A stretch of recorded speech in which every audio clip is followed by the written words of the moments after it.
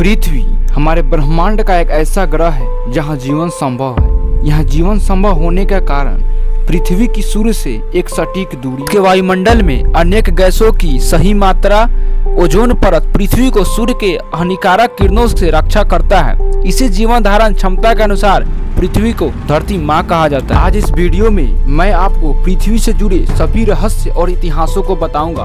तब तक चैनल को सब्सक्राइब जरूर कर लीजिए। नंबर 1, नाम और उत्पत्ति। पृथ्वी की उत्पत्ति 4.54 अरब साल पहले हुई थी। पृथ्वी के इतिहास के पहले अरब वर्षों के भीतर जीवों का विकास महासागरों में हुआ और पृथ्वी को वायुमंडल और सतह को प्रभावित करना शुरू कर दिया।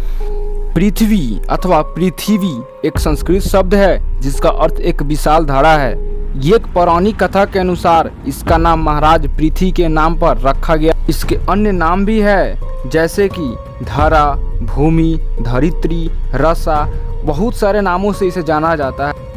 नंबर 2, आकार अथवा भौतिक विशेषताएं। पृथ्वी की आकृति अंडाकार है। घुमाव के कारण पृथ्वी भौगोलिक अक्ष में चिपटा हुआ है और भूमध्य रेखा के आसपास उभार लिया हुआ प्रतीत होता है।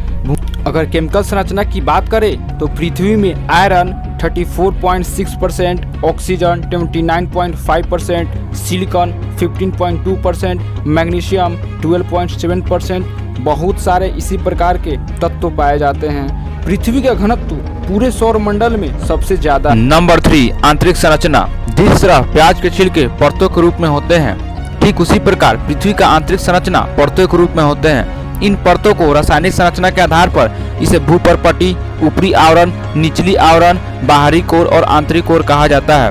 पृथ्वी की ऊपरी परत भूपर्पटी एक ठोस परत है। मध्यवर्ती आवरण अत्यधिक गाढ़ी परत है और बाह्य कोर तरल तथा आंतरिक कोर ठोस अवस्था में है। आंतरिक कोर की त्रिज्या पृथ्वी की त्रिज्या की लगभग 5वां हिस्सा है। के अंदर की यह पदार्थ संरचना भूकंपीय तरंगों के संचलन और उनके परावर्तन पर आधारित है। भूकंप द्वारा उत्पन्न प्राथमिक एवं द्वितीयक तरंगे पृथ्वी के अंदर स्नेल के नियम के अनुसार प्रत्यावर्तित होकर वक्राकार पथ पर चलते हैं। जब दो परतों के बीच घनत्व अथवा रासायनिक संरचना का अचानक परिवर्तन होता है तो तरंगों की कुछ ऊर्जा वहां से परावर्तित हो जाती है। परतों के बीच ऐसी जगह को दरारें कहते हैं।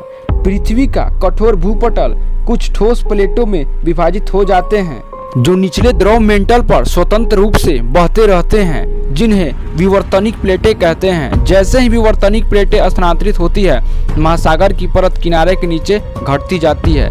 नंबर 4, जलमंडल। पृथ्वी की सतह पर पानी की बहुतायत एक अनोखी विशेषताएं हैं जो सौरमंडल के अन्य ग्रहों को इस ग्रह को अलग करती है। पृथ्वी के जलमंडल में मुख्यतः महासागर है, लेकिन तकनीकी रूप से दुनिया में उपस्थित अन्य जल के स्रोत जैसे अंतर्देशीय समुद्र, झीलें, नदियां, 2000 मीटर की गहराई तक भूमिगत जल सहित इसमें शामिल। महासागरों का द्रव्यमान लगभग 1.35 इंटू 1018 मीट्रिक टन है। यह पृथ्वी के द्रव्यमान का 1/4400 हिस्सा है। महासागर औसतन 3682 मीटर की गहराई के साथ 3618 इंटू 105 किलोमीटर स्क्वायर का क्षेत्रफल में फैला हुआ है। महासागर में 97.5% पानी खारा, शेष 2.5% ताजा पानी है जो कि पहाड़ों और ग्लेशियरों के बर्फ के रूप में मौजूद है। नंबर 5, वायुमंडल। पृथ्वी के वातावरण में नाइट्रोजन 78%, ऑक्सीजन 21% और कुछ मात्रा में आर्गन, CO2 और जलवाष्प है। पृथ्वी पर निर्माण के समय CO2 की मात्रा ज्यादा रही होगी, किंतु आपके जानकारी के लिए बता दें इसमें से अधिकतम CO2 की मात्रा चट्टानों में कैबिनेट के रूप में जम गई, कुछ मात्रा में सागर द्वारा अवशोषित कर ली गई, शेष कुछ मात्रा जीवित प्राणियों के द्वारा प्रयोग में ले लिया गया। नंबर 6, परिक्रमण। सूर्य के सापेक्ष पृथ्वी की परिक्रमा अवधि 86,400 सेकेंड का होता है।